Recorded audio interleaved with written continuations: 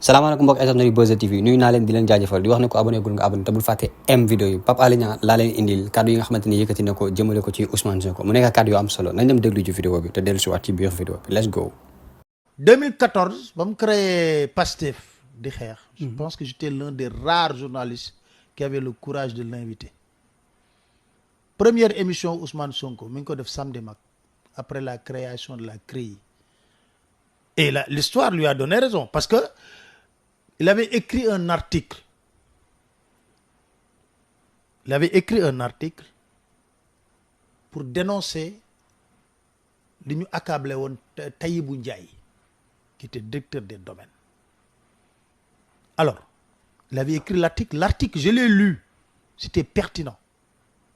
Parce que da doon démontrer CREI lu tax amul day violer présomption d'innocence day violer lu bari ci wàllu yoon. Démontrer ko. J'ai lu l'article, c'était pertinent. ma woo ko téléphone na ko mais jàmbar lii il faut que nga expliquer ko quoi parce que en français c'est pour les intellectuels, c'est pour les initiés. Mais par contre c'est intéressant que nga toog samedi mag.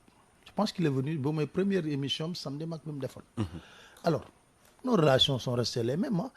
Et puis c'est un premier ministre, c'est un ami, c'est un frère, et puis c'est resté les mêmes. Pendant que toute la presse donc doon ko boycotter, j'étais l'un des rares journalistes à le convier sur un plateau en l'invitant. Souvent ils me disent mais oui, mais tes amis de la presse là dañ may boycotter, hein, ils veulent pas me prendre. Benn anecdote un jour mas na dem benn interview def benn interview si benn journal quoi, def interview ba pare di dem waa ji presse bi mu génn propriétaire journal ba xamutoon ne Ousmane est encore dans les murs mu génn ne journal bi yow Ousmane moom mu nga doon jël noonu balaa ak papier boobu di jaar jox ma ko parce que booy boobu day attaqué diw rek pour censurer ko quoi. Manque de peau, il sort, il rencontre Ousmane. Bon, bref, c'est des anecdotes, mais bon, c'est toujours pour vous dire que c'est des relations on se connaît très bien, de vérité, surtout, et que l'envie, quand même. Je peux vous dire une chose, on peut tout reprocher. Les gens se font un mauvais procès à Ousmane. Xamuñu ko. On voit quand il est sur le terrain, un homme très engagé, déterminé.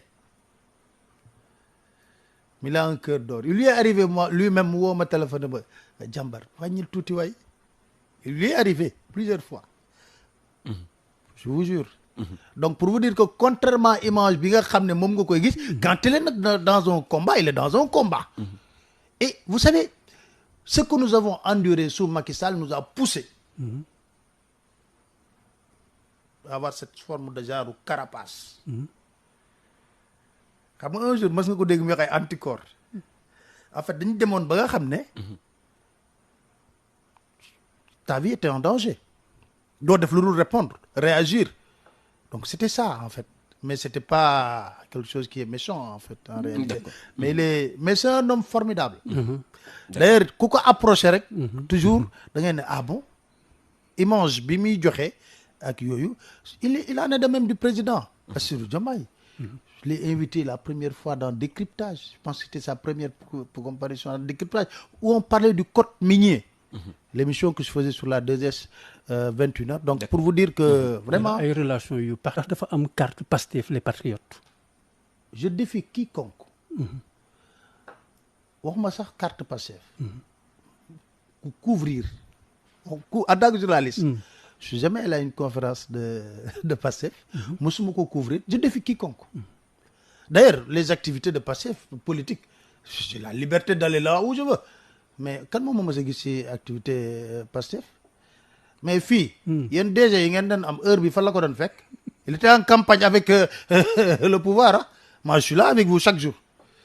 mais say plateforme digitale par exemple lu ñu fay gis mbirum Pastef dafa dem ba bëri aux yeux de certains Sénégalais. loolu la ñuy posé mais c'est ma liberté aussi. mi ngi sa plateforme digitale yow yaa ko moom. sama page Twitter maa ko moom. du DG RTS. oui jëluma ko dugal ko ci site RTS.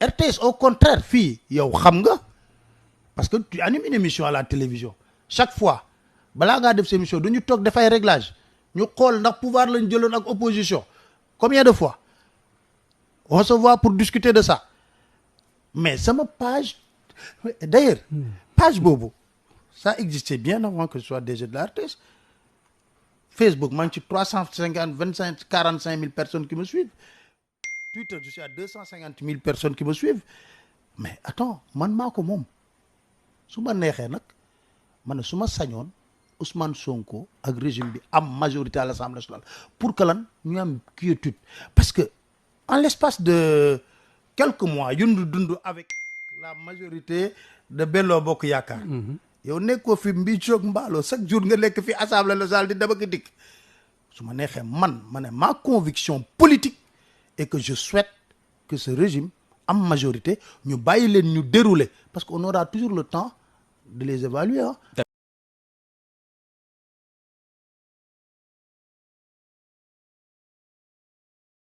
waaw gars yi yaakaar naa déglu ngeen kàddu yi nga xamante ne Pape Alé Niang yëkkati na ko nee na nag moom donte bu nekkee directeur RTS am na droit publier li nga xamante ne moom moo di Ousmane Sonko waaye dama ñëw ci ponk yi nga xamante ne tamit wax na fi mu jaar ba xamante ak Ousmane Sonko waaye nee na musul am li nga xamante ne moom moo di carte Pastef kon ñu naan Pape Alé Niang dafa am carte Pastef na nga xam ne Pape Alé Niang musul am carte Pastef nee na sax moom musul rejoindre li nga xamante ne moom moo di conférence de presse bu Pastef donc moom dafa gisoon ne injustice la ñuy teg Ousmane Sonko et que tamit ñi ñoo yor système boo xamante ne ñoo war a defar Sénégal mu daal di ànd ak ñoom ba mu jëlee ci li mu jëlee ba muy xeexul woon pour ñu jox ko poste xeexul woon pour ñu fal ko parce que Ousmane Sonko kenn du ko santas dafa Ousmane Sonko moo gis ne xeex na combat bi te mérité na place bi mu daal di ko koy jox kon moom révélé na lu am solo vraiment moom patriote la parce que def na ci grève de la faim dugg na prison mérité na respect képp koo xamante ne kontaan nga si moom nag maa ngi lay wax n'oublie pas d'abonner like la vidéo Sénégal benn bopp la kenn mënu ko xar ñaar ñun ñëpp ñoo bokk benn bëgg